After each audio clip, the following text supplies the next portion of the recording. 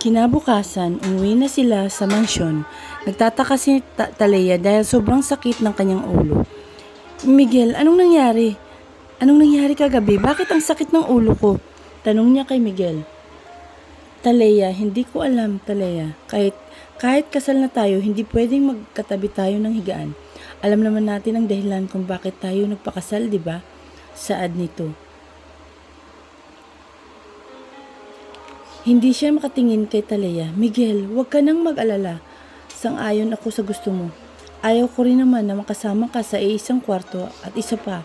Pareho lang tayong dalawa ayaw natin sa isa't isa. Napilitan lang naman tayong magpakasal sa isa't isa. Sana ngayon na mag-asawa na tayo, huwag mo akong bawalan na bumalik sa trabaho ko dahil ayaw kong magmukmuk sa mansyon habang buhay. No, di ka pwedeng magtrabaho, singhal ni Miguel. Wala akong pakialam kung hindi ka papayag, basta gagawin ko kung anong magpapasaya sa akin, saad ni Talea. Talea, ayaw ko nang matigas ang ulo. Asawa mo na ako, dapat lang na ako ang masusunod. Galit niyang sinabi. Asawa mo lang ako sa papel, Miguel. Huwag mo sanang kalimutan yan, singhal ni Talea.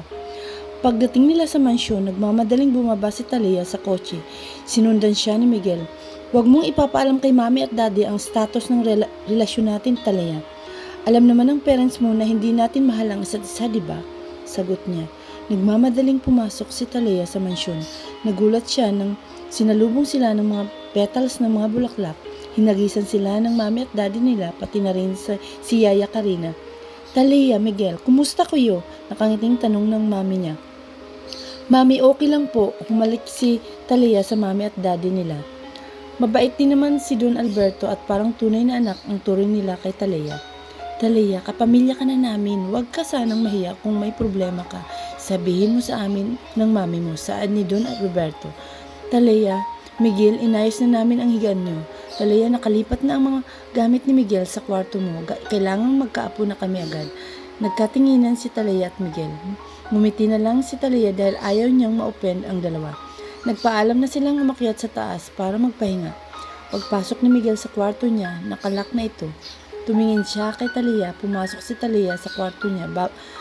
Nagbago ang arrangement ng kama. Nasa loob ng kwarto niya ang cabinet ni Miguel at mga shoes at isang mahabang sopa. Shit, singhal ni Miguel. Ako sa kama, Miguel, at ikaw ang sa sopa, saad ni Talea.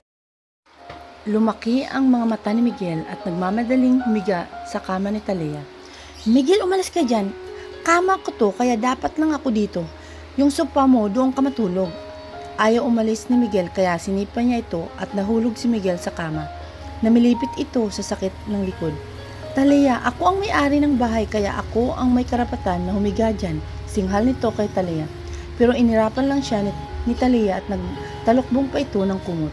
Sa galit ni Miguel, hinilay niya ang paa ni Talea hanggang sa mahulog ito. Sumigaw siya sa sakit ng kanyang balakang. Miguel, aray ko! Namilipit sa sakit ng kanyang puwet si Talea. Hinamasimas pa niya ito sa galit niya kay Miguel. Sinipa niya ang harapan nito pero nakailag si Miguel. Kinalmot siya ni Talea sa muka. Nagulat si Talea nang dumugo ang pisngi ni Miguel. Humarap si Miguel sa salamin at galit na galit siya nang makita niyang nasugat ang kanyang muka. Talea, maldita ka, halika dito. Umatras si Talea para tumakbo pero hinarangan ni Miguel. Saan ka pupunta? Akala mo matatakasan mo ako? Halika dito. Sisingiling kita sa pagsugat mo sa mukha ko. Binuhat ni Miguel si Talea at tinapon niya ito sa kama. Miguel, ano ka ba? Ano? Gagahasain mo ako? Sigaw ni Talea. Bakit? Magpapile ka ba ng case laban sa akin? Asawa mo ako sa mata ng batas kaya di mo ako pwedeng kasuhan, Talea, dahil asawa mo ako. Miguel, layon mo ako please, saad ni Talea pero ngumiti lang si Miguel at hinalikan siya sa labi. Sumigaw si Miguel sa sakit dahil kinagat ni Talea ang kanyang labi.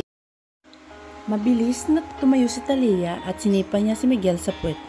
Baka akala mo nakakalimutan ko ang usapan natin. Tama na ang isang beses na nag-sex tayo, Miguel. At di ka naman lugi, di ba? Dahil virgin pa ako nang nakuha mo ako. Huwag mo nang ulitin pa na pagtangkan ako, Miguel, dahil kaya kong putulin yan kapag tulog ka. Tumayo si Talea at pumasok ng banyo para maligo. Hindi makapaniwala si Miguel na kaya siyang putulan ng ari ni Talea. Pagkatapos maligo si Talia, lumabas siya na nakasuot ng bathrobe. Si Miguel naman pasulyap-sulyap sa kanya habang nakaupo sa sopa. Nakangiti si Talia nang bigla itong tumalikod. Kaya nagmamadaling nagbihis si Talia para kakain ng lunch. Hinagisan niya ng unan si Miguel kaya nagulat ito at tumayo. Talia, ano ba? Ang kulit mo, singhal ni Miguel. Tinuwanan lang siya ni Talia. Mag-lunch na tayo, Miguel, nagugutom na ako, saad ni Talia. Wala akong pakialam kung gutom ka na, ayaw kong kumain, singhal ni Miguel. Bahala ka nga dyan, lumabas na sana si Talia pero hinabol siya ni Miguel at ihinarangan nito ang pinto. Parang bata si Miguel na nakadipa ang dalawang kamay sa pinto. Tinaas naman ni Talia ang paa niya para sipain niya ang harapan nito. Pero hinawakan ni Miguel ang kanyang paa kaya na-out of balance ito at bumagsak silang dalawa sa sahig. Nakapatong si Miguel kay Talia kaya tinakpan ni Talia ang kanyang muka pero inalis ni Miguel ang kanyang dalawang kamay. Talia, titigan mo ako, utos ni Miguel. Ayaw ko, umalis ka dyan Miguel, kakasuhan kita, singhal ni Talia. Anong kaso Talia? Rape ba? Sige, may nirape ba na pumikit at umungol sa sarap? Nagblast si Talia at hindi makapagsalita. Naramdaman ni Talia ang pagtigas ng ari ni Miguel. Miguel, ang bigat mo! Wala sa sariling sinabi ni Talia na napalunok siya ng laway at nag-iinit na ang kanyang katawan. Gusto niyang lunurin sa halik at yakap si Talia dahil yun ang tanging sigaw ng kanyang kalamnan. Humikit si Talia, naramdaman niya ang mabilis na pagtibok ng puso ni Miguel.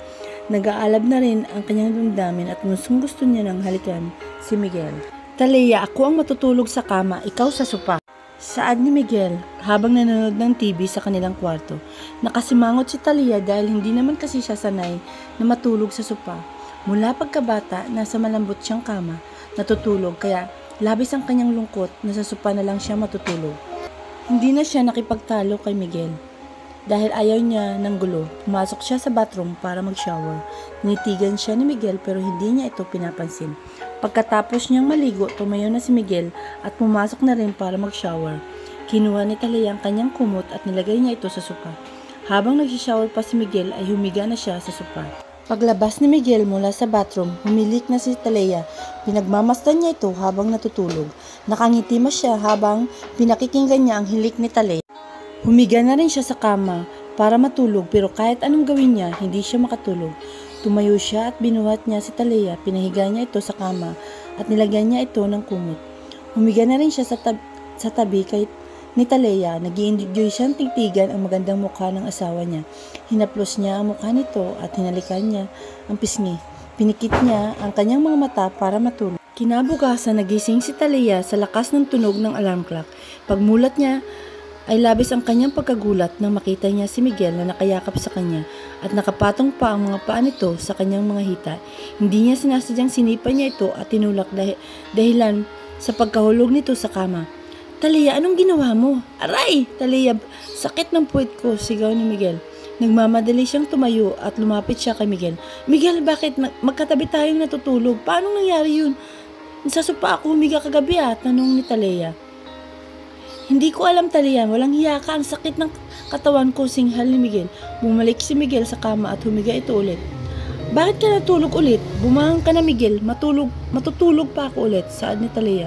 Pero hindi siya pinansin ni Miguel. Hinayaan niya na lang ito na humiga siya sa sopa. Inantok pa kasi siya at maaga pa naman. Nakatulog agad si Talia at humilik pa ito. Paggising ni Miguel, natawa siya sa posisyon ni Talia. Habang natutulog ito, ay nakabuka ang bibig at humihilik. Nag-shower na rin siya para pumasok sa kanilang kumpanya. Paglabas niya sa banyo, tulog pa rin ang kanyang asawa. Nagmamadali siyang nagbihis kasi medyo tanghali na. Pagkatapos niyang magbihis, lalabas na sana siya ng kwarto pero nakita niya si Talia na tulog pa at malakas pa ang hilik nito. Bumalik siya sa kwarto at binuhat niya si Talia at pinahiga niya ito sa kama. Dinampian pa niya ito ng halik sa labi. Nilagyan na rin niya ito ng kumot at lumabas na agad siya sa kwarto. Pagbaba ni Miguel, hinanap ng mami niya si Talia. Sinabi ni Miguel na tulog pa ito dahil pinuyat niya kagabi. Nag-smile ang kanyang mami at natuwa pa ito dahil malapit na siyang magkakaapo. Yaya, maghanda ka ng soup at gatas. Dalhin ko mamaya sa kwarto ni Talia. Utos ni Violeta kay Yaya Karina. Mami, hindi na po siya bata. Kung magutom yun, hayaan nyo na. Hindi mo na kailangan gawin yan, Mami, pagtutol ni Miguel. Miguel, dahil hindi mo kayang gawin, kaya ako na lang ang gagawa. Siya ang mami ng mga apo ko, kaya mamahalin ko siya. Bakit? May problema ka ba kung pagsisilbahan ko siya? At sana mahalin mo rin siya, Miguel. Mami, ikaw ang may gusto nito. Na pagsilbihan, wag niyo na po akong idamay, saad ni Miguel. Tumayo si Miguel para aalis na sana papuntang opisina, pero biglang bumaba si Talia at nakabihis na rin. Nagulat silang lahat, pati ang daddy ni Miguel na si Don Alberto. Mami, Daddy, good morning po, saad ni Talia. Good morning, Talia.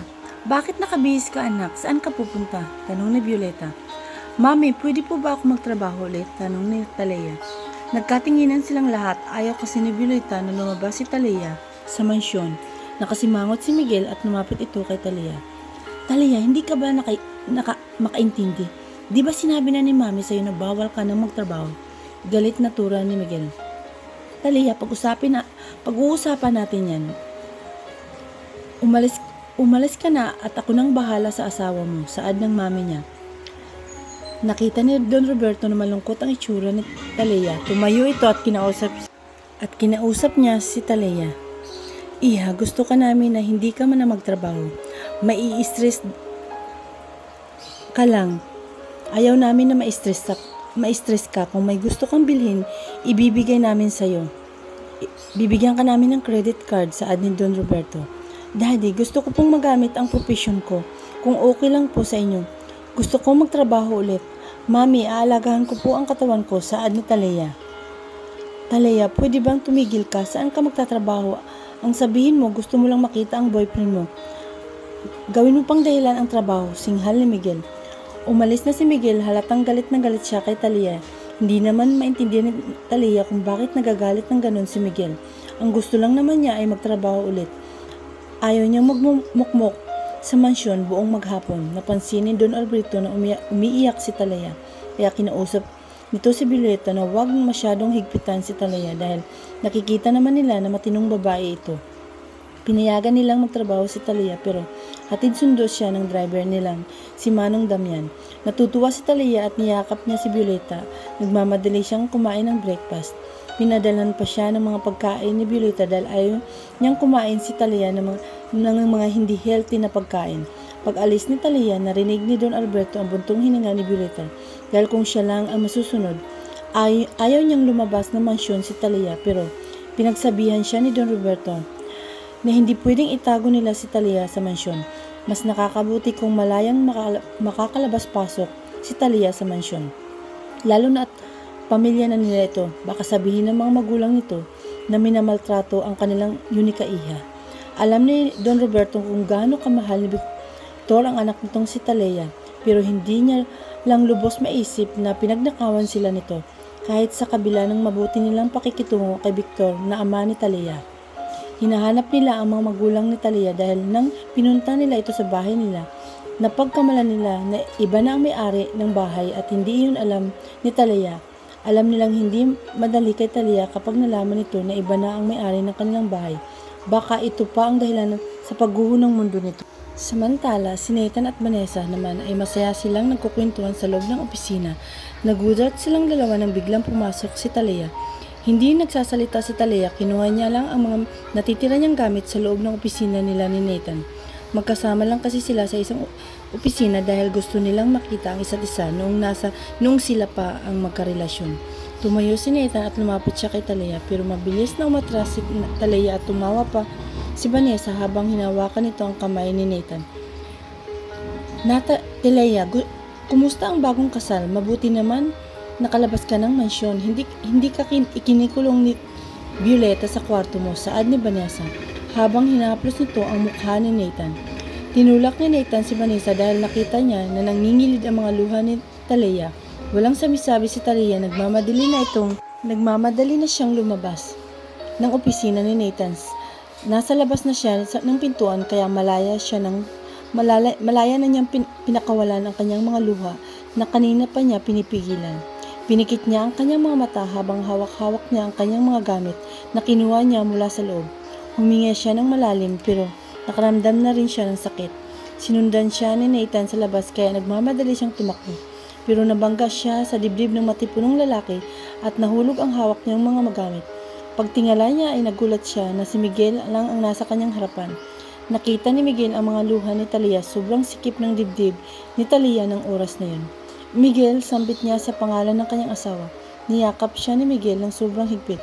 Naramdaman ni Miguel ang sakit na naramdaman ng kanyang asawa dahil nakita niya si Vanessa na nakahawak sa braso ni Nathan. Nagulat si Vanessa na makita niya si Miguel na habang yakap-yakap pa nito si Talia.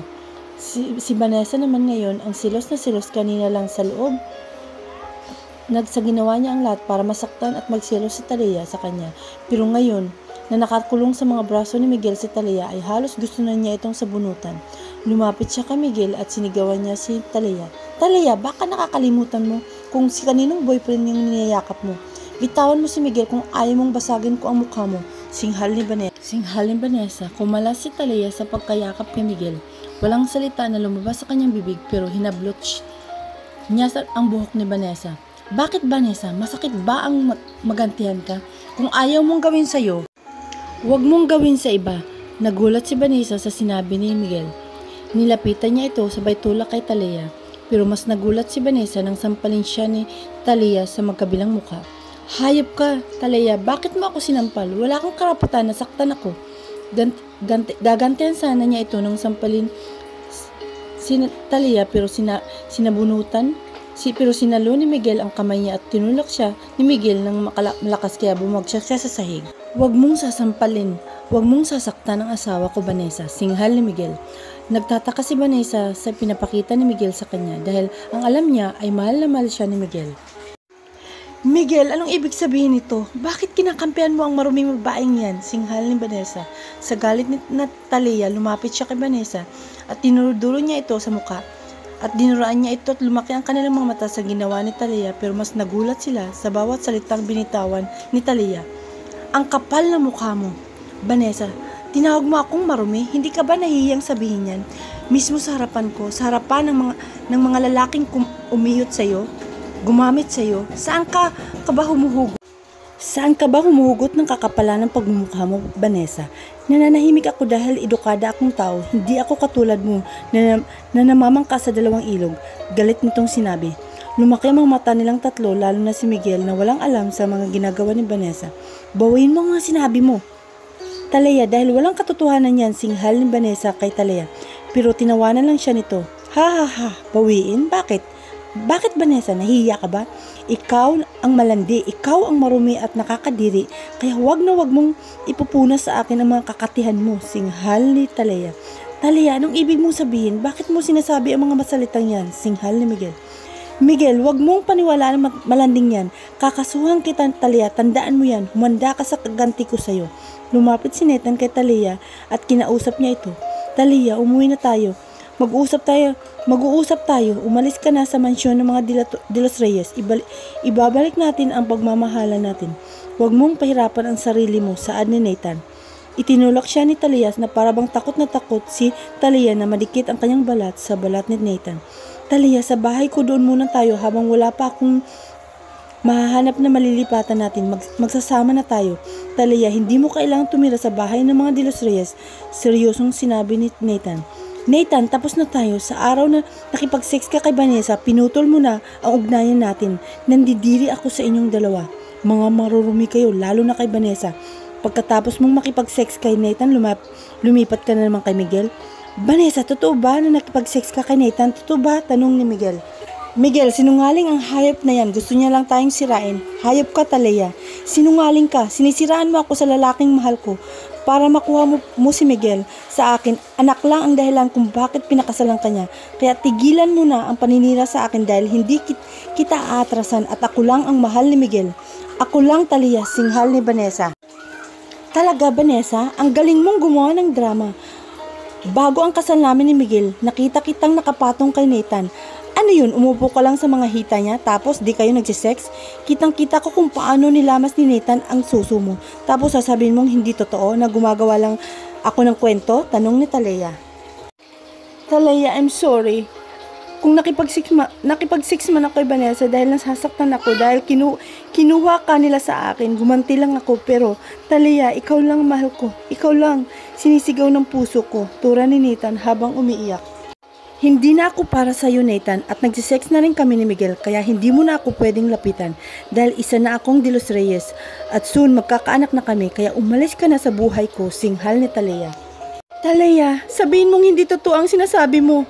Hinawakan ni Nathan si Talia. Galit na galit si Miguel kaya hinilait nito si Talia. Bitawan mo ang asawa ko at mula ngayon wag na wag mo na siyang lalapitan. Pagmamayari ko na si Talia pati ang kaluluwa niya at wag mo siyang hahawakan. Dahil ako lang ay may karapatan na humawak sa kanya. Hayop ka, Miguel. Nakikipag-sex ka sa girlfriend ko. Hayop ka, sinuntok ni Nathan sa mukha si Miguel ng 2 beses. Gumanti naman si Miguel pero gumitna na si Talia para hindi sila mas lalong magkasakitan. Hayop ka, Nathan. Nakipag-sex ka sa girlfriend ko, sigaw ni Miguel.